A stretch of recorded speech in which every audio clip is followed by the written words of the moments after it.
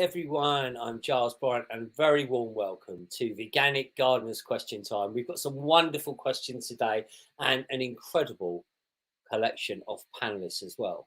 But let's talk a little bit about, just to follow up from that beautiful opening video. Do you know, now is more important than ever that we engage with how our food is grown. And by growing food veganically, that means stock-free organic. You're part of a growing food revolution, which will not only transform your garden plot, but also change the way the world grows its food. So I'm Giles Bryant, the founder of the World Healing Project, and I love working with the Vegan Organic Network in ways like this, but also in my own plot here, my own veganic plot here in sunny Suffolk. Well, this video, like many of the other Veganic Gardeners Question Time, you can find a recording of it on YouTube, as well as listen to the other ones. And please do like and share and subscribe to our channel. Now, when you go to veganorganic.net, the wonderful website of the Vegan Organic Network charity, you can sign up to the free newsletter, which will keep you updated on the growing food revolution.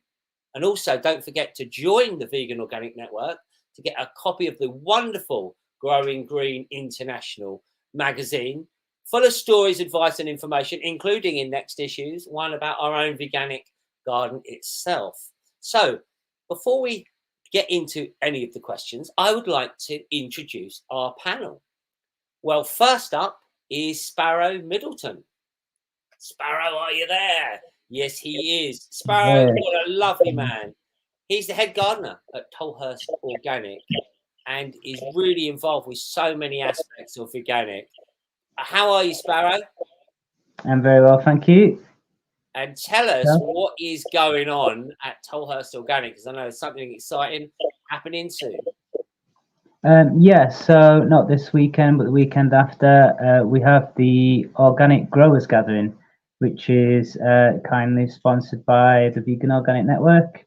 And it will be bringing together up to 300 growers from across organic growers from across the UK.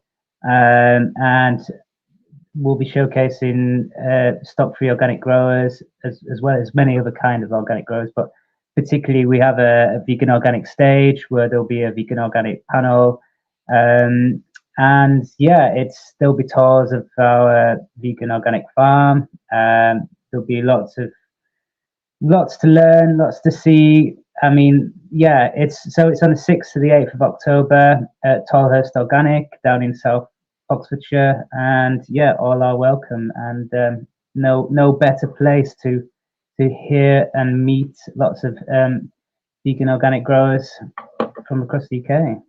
So yeah, that's posted there. Absolutely, Sparrow. It looks like a fantastic event, and I really hope to be there and to learn more myself, as we will, my friend, from you throughout today. Thank you very much, Sparrow. Well, let's introduce our next panelist, shall we? Jo Barker. Now, Jo has got such knowledge of plants. It really is unbelievable. There she is, the beautiful lady. She's coming in. Jo Barker. Are you there, Jo? She's a forest gardener. Hi. And she loves permaculture. And she loves eating and foraging. Jo, how are you? Yeah, good. Thanks for inviting me on tonight. Well, it's wonderful to see you again. You're such a lovely person. How are things going with you, Jo? Tell us what you've been up to. Well, I've just got back from the Permaculture Festival near London. So that's my big passion and I love it. So took a pile of big Vegan Organic Network flyers there. Quite a lot of vegan people in the community. Lovely weekend. So I'm a permaculture teacher and designer, and I make forest gardens and eat them, and I have done for like decades. But I realised, actually thinking about tonight, I've got a lot of food growing experience with community projects, 2 different community supported agriculture schemes, a box scheme, and I spent a year living with Jo Kidd on the Tree of Life farm near me, which was great. I know she's a regular person on this show. I'm sure she's watching. Hi, Jo. Learned about heritage grains in particular there. That was really exciting. I've mostly worked in community projects growing food. So I have done it at home scale level as well. But my passion is for perennials, definitely. Yeah. Beautiful. Thank you, Jo. Well, we look forward to you sharing your wisdom Thank for you. some of the questions that we've got on today. And last but certainly not least, massive friend of the show. I love chatting to him. He's a super guy. Piers Warren. Piers, how are you? Hi, Giles. I'm good, thanks. How are you? Yeah, really good. Thank you. It's great to see you. Piers, you are a super guy, conservationist, author, and you are you love growing fruit and vegetables. How is everything going with you at the moment?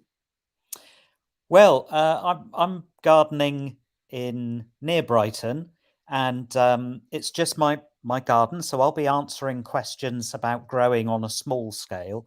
So I've just got a few raised beds and a greenhouse, and this has been my first growing year on this site because I moved here a year ago from Norfolk, and it's very different. And it's actually not been a good year as far as harvests go, partly because of the really strange weather we've had, and also getting used to quite a poor soil here. It's sort of 50% lumps of chalk.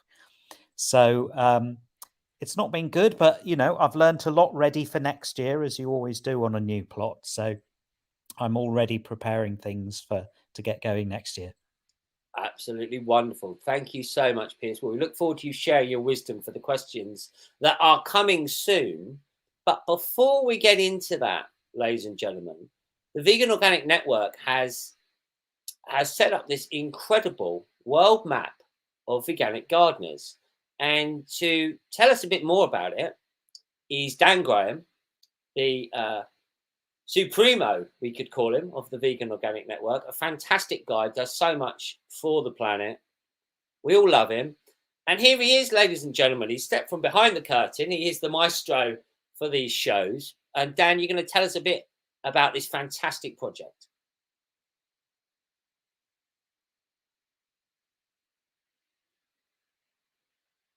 Oh, you just got to unmute yourself there, Dan. You're on mute. There you go.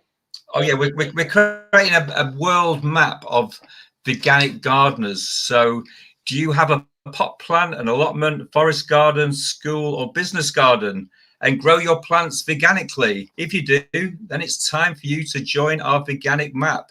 Let's show the world we can grow our food without animal manure, fish blood or bone meal. So we're creating this map, and to join the map you can go onto our website, link up to the news page and sign up for it there. But we've started the map and we haven't quite launched it yet, but we're questioning whether to call it the World Map of Veganic Gardeners or whether to call it another name, because it might attract more people. According to Google, there's 27 million gardeners in the UK, and if we could get 1% of those gardeners to be on our map. So we were thinking, does the word veganic put people off, or maybe stop people even reading the leaflet? And also the other thing we found going to a lot of vegan events is a lot of vegans don't actually know what the word veganic means.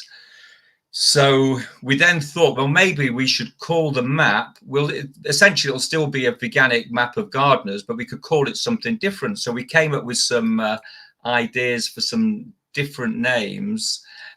So some of the names were earth-friendly gardeners, nature-friendly gardeners, nature-kind gardeners, map of ethical gardeners. Anyhow, so we would like, basically, on the show tonight, I'd like to ask the panel what their thoughts on it are. And also you, the audience, if you've got any thoughts on the subject.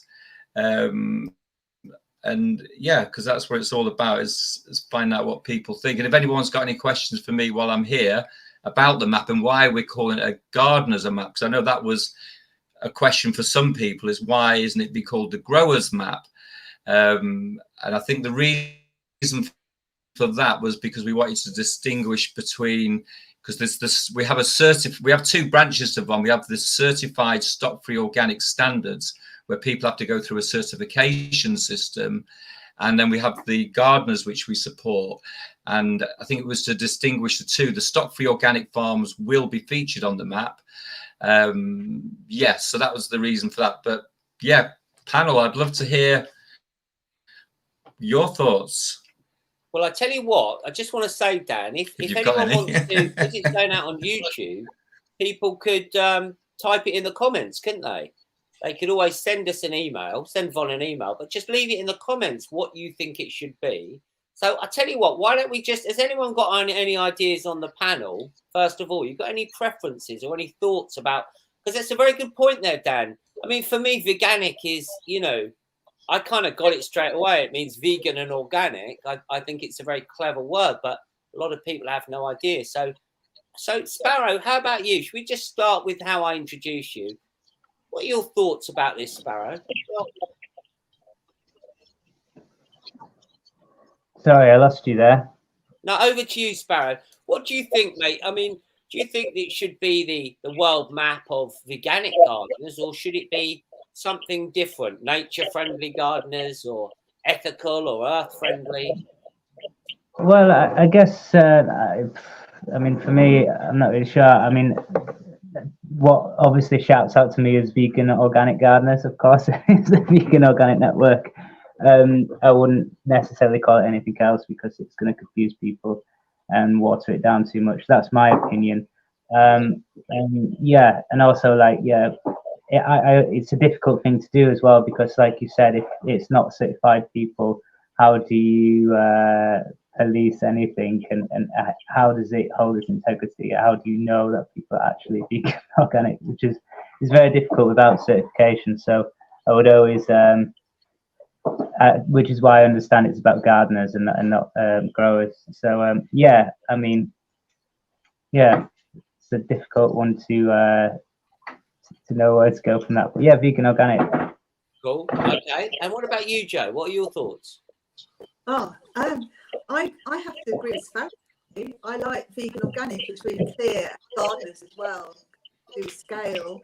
I come from permaculture sort of sphere, and permaculture is such a weird word because even people who learn about it still don't really know what it is sometimes. So I think being as clear with the name is really helpful. And then in the future, when everyone gets veganic, we can change it. Okay. Well, beautiful. And great idea. And Piers, any thoughts from you? Yeah, I also agree that just the term vegan organic is very clear.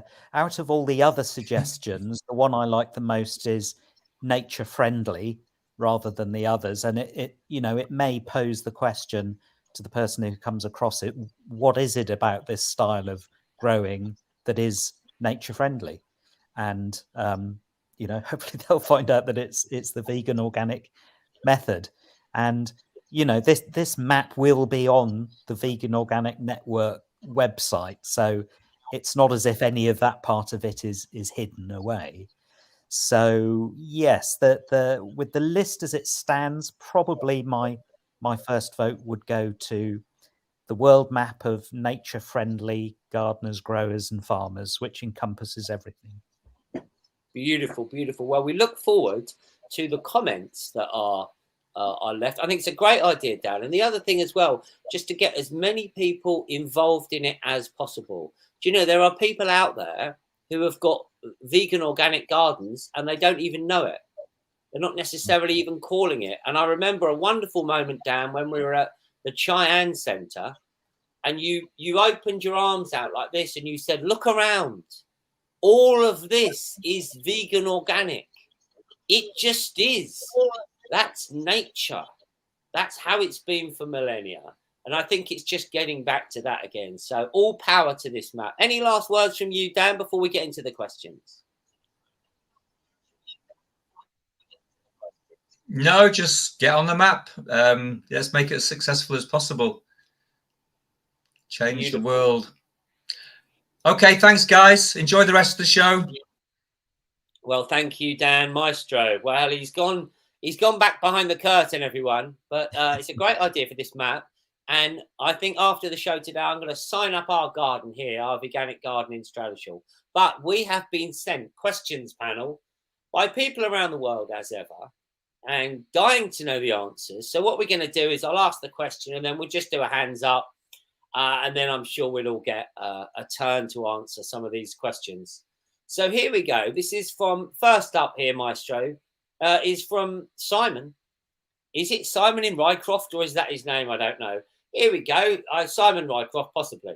What is the very best all-round green manure for my small organic allotment? And what is the best time to sow it and to dig it in? Okay, Simon. So he wants to know about the best green manure for a small plot. Okay, panel. Who'd like to have a bash at this one? Sparrow. I thought you might be well qualified. Well, I would hope so. Looking here. Yeah, so I mean, what is the best all-round green manure? It's like asking what's the best all-round vegetable. I mean, there is no best all-round green manure variety. Obviously the best thing is to have as much variety in your green manure mix as possible, because that is going to create green manures, different plants do different things. There are nitrogen fixing legumes, and then there are sort of fast growing green manures that you might want to put in later on, like ryegrass, or things that are good. They all do different things. So like buckwheat, we've just sown a lot of buckwheat, which grows super fast. It's flowered within less than 4 weeks since sowing. Which grows and then dies away in the frosts and creates a great cover on the ground. And it also means that we can get into the ground without having to plow or turn in. So it sort of depends what you want, So yeah, but in general, I would say the wider the diversity of your green manures, the more benefit to the soil microorganisms, the more benefit you're going to give to the biodiversity of your plot, your garden, and yeah, it's just like having a wider variety of crops basically, and there to support wildlife, and yeah, leave them. So you can sow your clover as early as you want, really.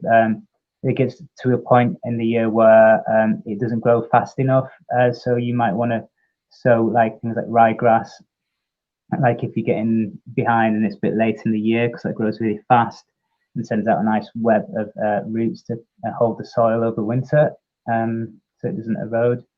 But yeah, so and then get lots of wildflowers in there. Basically, if you've got lots of things that flower at different times, that's quite handy for the pollinators. And then just allow it to flower, allow the seeds to drop. Maybe not the grasses, but you might want to cut before then. But yeah, and then to terminate, it depends what you want to do. If you've got like buckwheat and Phacelia, it'll just die away in the frost anyway. So you could just, you could rake it off even. Whereas like ryegrass and clover, you might have to, fork it if it's a small garden, or plough it if it's a field. So yeah, the greater diversity, the better. So I can't say one in particular. It's a great answer. Really is a great answer. It's making me think of the curry that I had for my dinner, to be honest. And if I would have just had just parsnips, I would have been bored. But the 20 different vegetables I put in it, my. Piers or Joe, anything else you want to add to that? Just a small thing about it's really good to keep the earth covered and not to discount the annual weeds that are around and the vegetables that are there anyway as a green manure. It all counts as green manure, just as a thought. That's it. Thanks. Yep. And just to add that the one that I use most often is crimson clover, which you can sow any time between sort of April and the end of September. In fact, I was sowing some just yesterday when I cleared one of the raised veg beds. I think it was sweet corn that had finished. So I cleared the bed, fresh compost down, and then sowed the crimson clover seeds in that. And it's quick growing, it's nitrogen fixing. When it does flower, the flowers look amazing and the bees love them. So I do end up using that more than any other. Brilliant. It's one of the reasons that I love this Veganic Gardeners Question Time, because the combined knowledge of the panel is quite frankly extraordinary. And Simon, if that's not answered your question, I can only advise you to get along to the Organic Growers gathering, and you'll get more answers. Joe, a bit more from you? Just that you can eat most of them. So pick ones that you can eat as well. Clover, you're not meant to eat too much, but you can still eat a bit. Yeah, and we've actually sold some of the green manure flowers like Phacelia in flower bunches before, which is quite funny actually. But they stayed really well, and Phacelia is probably one of my favourite ones. If we're saying favourites. Beautiful, beautiful. Well, Simon, great question, and I'm gonna get sowing once my beds have cleared. But I think I'm a bit like you there, Joe. What the weeds are kind of my friends, and I'm eating a lot of them. Shall we move on? So many questions today, as ever. It's a popular show. We really do appreciate this. Gail, here we go. Now, I'm not sure where you've got this from, but there we go. King Charles and Alan Titchmarsh are on an all-out war campaign to kill slugs and snails. I've never heard Alan Titchmarsh say that in my life. God bless him, but maybe you did. Couldn't they be going against the advice of the RHS, which states they're part of the life cycle in gardens alongside birds and other animals? What is a humane approach to dealing with them so that you can still harvest some of your goodies you're putting an effort in, and money, yes, Gail, that's right, to grow before they eat the lot? What do vegan farmers do? Well, the old John Seymour used to say you don't have a snail problem, you've got a duck deficiency. But as veganic farmers, we're probably not getting into that. So here we go, panel. Gail, she's a bit stressed out. She's saying that Alan Titchmarsh is waging a war. King Charles really don't know about. So anyway, what can we do to help Gail's slug problem veganically? Over to you, panel. Who wants to go? Raise your hand and then I'll be able to. Oh, here we go. Okay, Joe, you were first. It was like mastermind or something. We can all have a go. Joe, you go first. Ladies first. Oh, there's so much to do. There's so many things to do. And I'm just going to mention two quick things because this is like the biggest question, I think, growing food. Firstly, grow a forest garden because I had a front garden full of annual veg and a back garden with a forest garden. And the forest garden had no problems at all with slugs. And I thought, where are all the slugs? But they were still there. They just weren't a problem. In the annual veg bed, I mechanically pulled them off. So I think it's like there are other ways to deal with them. But there's a hierarchical, there's a range of interventions which come from the RHS, which is at first work out what the problem is and make sure you've got a habitat for all the things that like eating slugs. And that is a veganic approach, even though we're encouraging things to eat each other. It's about having a natural balanced ecosystem. So don't put raised beds in which have moisture and create habitat for slugs, because that's what a lot of people do, and the biggest mistake I've seen with encouraging slugs into the garden. So I'm going to stop there, but I could go on and on probably for a whole hour on this. Well, okay. Thank you, Joe. Now, Piers, you were in second place. Sparrow closely behind. Everyone wants to answer this one. So, Gail, you've got a treat. Over to you, Piers. Well, I have a massive snail problem here. It just seems to be in this part of the world. There are huge numbers of garden snails. I guess they like the chalk in the soil, which is good for them to build their shells. Now, bear in mind that I'm talking about small scale growing here. So it's a garden rather than a farm. And I mainly use the relocation method, which is, it might sound really time consuming, but on a small scale, it really can work. So I just, in an evening, dusk time, especially good after a rain shower, I go out with a head torch and a pot and I just collect up all the snails that I can see, and then I relocate them. And if you do this just for a few nights in a row, it can make a huge difference, especially when you start early in the year when they're starting to come out and before that they've started to breed and lay eggs everywhere. And as for the relocation, it's been scientifically tested that you need to take them about 100 meters away or more to a park or forest or just some land in there. Obviously, don't chuck them over the fence because they'll just come straight back the next night, and don't put them in somebody else's garden. But on a small scale, that method really works for me. Excellent advice. And Sparrow, I'd love to hear from you, maybe on a bigger scale. Slugs, snails, what do vegan farmers do? Well, it's something that people always ask every time they come here, and I think maybe Tolly anticipated this question and sent me an article that he's just written on snails and slugs, actually. Because we have this conversation a lot with people that come to the farm. They just say, please tell me what you do with slugs. They always ask about slugs, guaranteed.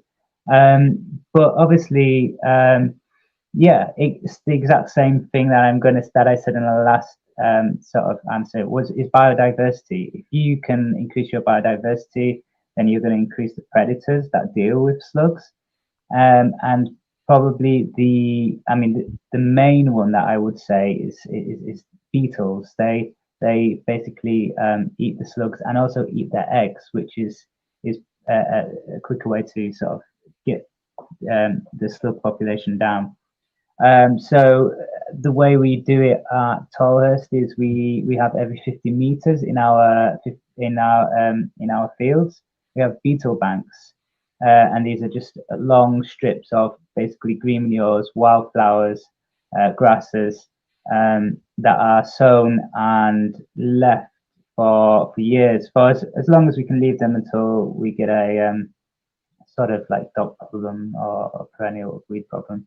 And they are just left there as habitat for wildlife, and they connect to the hedgerows straight across the field. So the beetles are dealing with the slugs for us. So I touch wood, we hardly ever have any slug problems. The only slug problems we had this year was due to human error. We left some trays outside on the grass, brought them into the prop shed.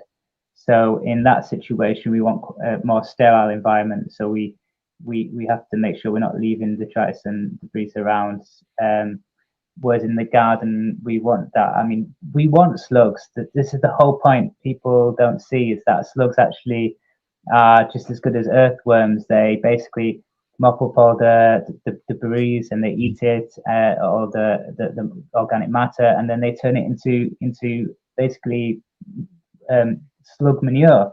And another point, if you are having a sort of slug problem, then you need to look at your soil as well. If you can improve the soil health and quality, then the plants are going to grow quicker. I mean, slugs and snails and any pest is going to attack the weaker plants first. If a plant is thriving, it will grow faster than it's been attacked more than often than not. And one final thing I would say is actually what we do here is not completely always, replicable. So like if you live in the city and you have a small garden, you've got barely any biodiversity around you. And so nature is totally out of balance anyway, because you're living in a very unnatural situation. So things like slugs are going to be totally out of balance, and there's not going to be any predators. And it's a losing battle. Here we have ponds and river and waterways, so we have lots of frogs, newts, lots of birds of prey. We have everything here, so we're quite lucky where we are as well. So we help it, but we're also in a good situation with the nature around us.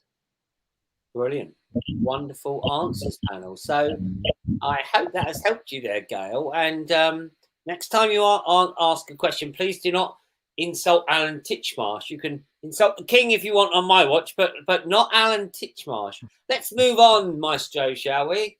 Here we go. Now, this is an interesting question. This is from Rory Anderson. How do I get started with box schemes? Now, I'm presuming, Rory, you're asking how would you get started in providing from your own land a box scheme. I don't think you're asking how you sign up to one, because I think you could probably figure that out wherever you are. Hopefully you could get a veg box. Probably in the UK now they're going to ship one. I've personally never run a box scheme. I've grown lots, but I've never had that quantity. So any advice, panel, from Rory? How can he get started? Okay, Joe, you first, and then Sparrow, I think. Joe, how can he get started? Rory. Yeah, I've been involved with a couple of helping start, well, one in particular, but two. So I would definitely find other projects that are similar to what you're trying to do, and also work out what the land wants to do too. Because one of the schemes we started with 70 boxes, which we took a while to build up the community desire for the boxes. This was in the 90s, it was quite a long time ago. But our land, we discovered we had 2 acres and it only wanted to grow 40 boxes. So we actually reduced the boxes until it was sustainable on the piece of land we had. So I would just recommend that. I think social farms and gardens would be a good place to get some advice. They've been networked to community growing projects. So there's a few thoughts. Thank you. And so Sparrow, tell us about box schemes. Well, I've never started a box scheme myself. I've just worked with them, and we actually use a company at the moment called Ubi. So there's a bit they're really good. Basically, it's just you need some really tech savvy people who create these systems that just make it easier for us, because at the end of the day, we just like to grow vegetables, and we're not always good at selling them as farmers. So yeah, Ubi are really good. So we can use them, and they just make it very easy for people to find us and to basically place their orders. We provide most of the stuff for the veg boxes, and instead of buying in, we're only buying a little bit. But I've worked on other farms where we buy in a lot and do choice boxes. I would caution against that. It's a lot of work for not a lot of return always. And I think, yeah, like Joe says, like just look at your land and you have to work a really good sort of system that you, which will take years of experience to know how much to plant and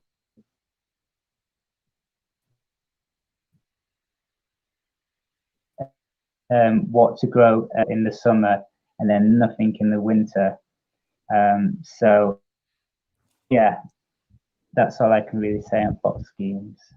And get boxes, don't go for bags, because they get really wet in the winter and just break. So again, if you're out there anywhere near Rory, I think you need to get yourself to the gathering, 6th to the 8th at Tolhurst Farm. Really, Piers, anything you wanted to add about that box scheme? Not really. I've never run a box scheme, so I can't say. But I do obviously have surplus. This year it's been mainly tomatoes and cucumbers. I've had far more of, but I can always find friends and family who are happy to take those. Absolutely, yeah. That's the kind of level I'm growing on as well. And I do, as you say there, Sparrow, so much experience and knowledge has to go into being able to provide 12 months a year food for people. So that is really a gift. So I hope that's been of use there. Roy, over to you again, Joe. Oh, well, there's so much more to say about this, but I was thinking about that hungry gap in, sort of March, April, May, June, before it starts again. And lots of box schemes do import stuff to make it an all year round offer. And I think when you have customers, keeping them happy and not letting them disappear, retaining them is really important. When we started, we did community supported agriculture, which seems to have disappeared a bit. But the whole point of that was helping people have access to the land and help them support the money by paying up front, which at that time, it's really expensive to get bank loans, and some farms are dependent on it to keep the money rolling. But so anyway, there's a lot more to say, but I think it's a brilliant thing to do, and we need more of it. And veganic vegetables, oh my God, there's just hardly anybody. Tolhurst is exceptional, and I know they've got a bit of they supply community vegetables, but we need more projects like this. So really good luck with that. Yeah. Yeah, wonderful. And I think as well, that's where this map could really start generating more interest, because we could have a map and then we could say, oh, you know, like for example, locally, we've got a lovely guy doing vegetables, organic, but I need to have a conversation with him about veganic. And that does encourage it. Well, panel, great answers. We have got so many questions. People, you know, contacting the Vegan Organic Network from all around the world asking these questions. So let's get back into them, please, Maestro. Here we go. And the next question is, it's our friend Tim. I've just seen, apologies if I pronounce this incorrectly, Hodmedods are selling British grown chickpeas. As a vegan, I eat quite a lot of these, yes. And I grow them in my own garden in Southampton. Well, he's on the South Coast panel. He wants to grow chickpeas, something I've never actually done myself. But how about you? Can he do it? I'm sure he can. Well, you're down on the South Coast now, Piers. Over to you. Yes, well, as Tim is talking about doing it on a garden scale, I can answer that just because I've tried that myself. And yes, indeed, Hodmedods, who they grow in Suffolk, and they grow a huge range of pulses, peas, beans, lentils, all sorts of things that you may not necessarily think can be grown in the UK, and they do it successfully and commercially, and it does indeed include chickpeas. And when I've grown them at home myself, they're very easy to grow, just like any other pea. The plants are a bit different in that they're not long trailing plants like a lot of peas are. They form some very attractive bushes with tiny little leaves, even worth growing just for the sheer attractiveness of the plant itself.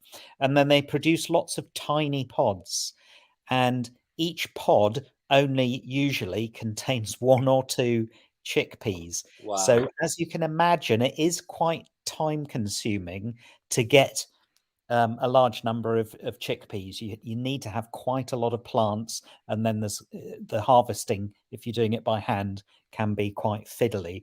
But yes, absolutely possible and definitely worth a try. Wonderful. Great answer there. Thank you. So unless anyone else wants to add on to that panel, we'll move on, shall we? Let's rattle through some of these, Maestro, if you don't mind, because it's always nice to try and help people like Kev. Well, Kev, I have a small market garden using a no-dig method, and he grows in permanent beds of well-rotted horse manure. Well, probably as many of us used to do, Kev, but I'd like to move away from this into using green manure and cover crops. What's the best way to go about this, and how are cover crops used in a no-dig system? Well, we touched on aspects of this panel, didn't we, in the first question, but let's get into this a bit more. He wants to move away from the horse manure, as I think increasingly people will when they're educated about it. How can he get his soil fertility, and how can he get these cover crops going? Okay, panel, who wants to open this one up? There we go, Sparrow, over to you. First of all, Sparrow. So yeah, I would suggest some of the green manures that I mentioned earlier, such as the sort of non-leguminous ones, the Phacelia and the buckwheat, because you are not having to plough in. The frost will deal with that. They can grow very fast, very big. You could, if you want to use the bed, you can actually just mow them off and then cover with like black plastic, if like something that you can reuse again and again, or maybe you find it secondhand. Some people use size sheets, but that's hard to get these days.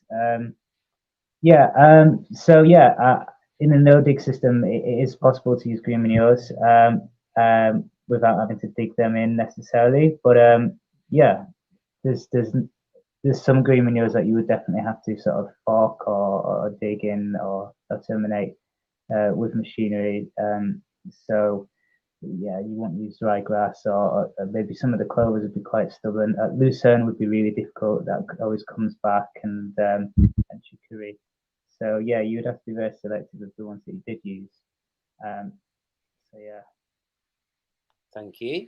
And Joe, you wanted to add something to help. I've seen. Oh, I don't know where that's coming from. I've seen a nice system where ramioles are used. I know they use them at Tolhurst Farm. The sort of bark chip that's still alive, you know, sort of. So it's like wood chip but green, and that doesn't leach nitrogen in the same way. I've seen that used, and also bark chips left to compost down, and then when it's composted down, then that's put on the beds instead of using rotting horse manure. This is a really important point, because I think that transition thing, because a lot of people have access to stable manure, and so this is. So the other thing I wanted to say was about perennial veg. Don't forget that, because you don't have to keep planting it, and then it's not the same issue with using green manures. So you can establish things like asparagus. Maybe you're doing that already, and also around the edges, harvest the nettles as well, and they can just be left to grow and be cut down as a green manure. We've been using perennial buckwheat actually as a green manure. That's quite a good one, and lots of nutrition in. But it does look like Japanese knotweed, and makes some people feel a bit nervous. And it's very nice to eat as a vegetable too. Wonderful, wonderful. Yeah. Thank you. And Piers, any words for Kev? Just to add that as I use no dig as well, what I do with my crimson clover is if I need the space because I'm sowing vegetable seeds, for example, then I'll just hoe enough area for me to sow the seeds, push the clover stems to one side and let them naturally rot down and the worms pull them down. But if I'm growing something bigger, like, for example, pumpkins or courgette plants that I've already brought on in the greenhouse in pots, then I'll just make some space for it, plant the plants and let the clover continue to grow as a sort of undercrop. Yep, I'll back to you there, Joe. Oh, I keep remembering these things. There's something called natural farming, which has probably come up in these shows. So this is like the ultimate in no-dig gardening, using green manures, where you don't dig, you don't weed, you basically just harvest and sow. But it takes so much observation. It's sort of it can take 20 years before you get really good at it on a piece of land. But that's something to look into. Those techniques are really interesting, and a lot of it's been come out of Japan. Yeah.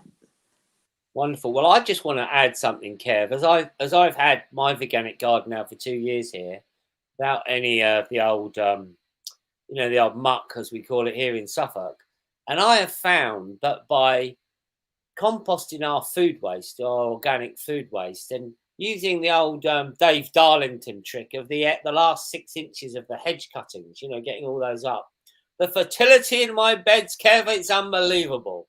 I tell you what, I don't need the horse manure, because the horse is just eating plants and crapping it out.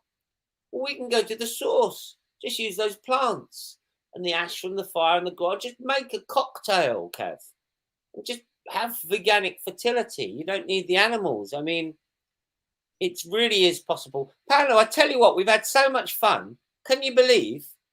And apologies to Alia and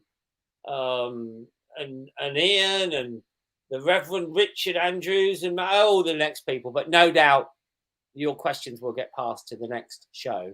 I'd like to thank everyone on behalf of the Vegan Organic Network. So please do. That's the website again, veganorganic.net. We've got this fantastic gathering. Hope to see some of you there coming up soon at Tolhurst Farm.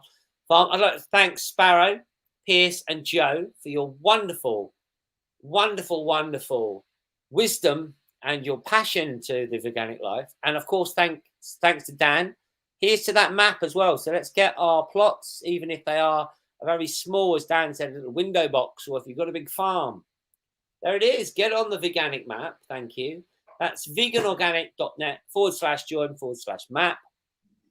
And I'm going to go straight on now, panel. After having a sip of my veganic tea, I'm going to sign up my own garden. So thank you all so much. Lovely to see you. Hope to see some of you soon. in Tolhurst Farm. If not, catch up with you at another event. Thanks, everyone. Have a lovely evening, morning, lunchtime, wherever you are in the world. Don't panic. Let's keep it veganic. Thanks, everyone. Thank you. Thanks.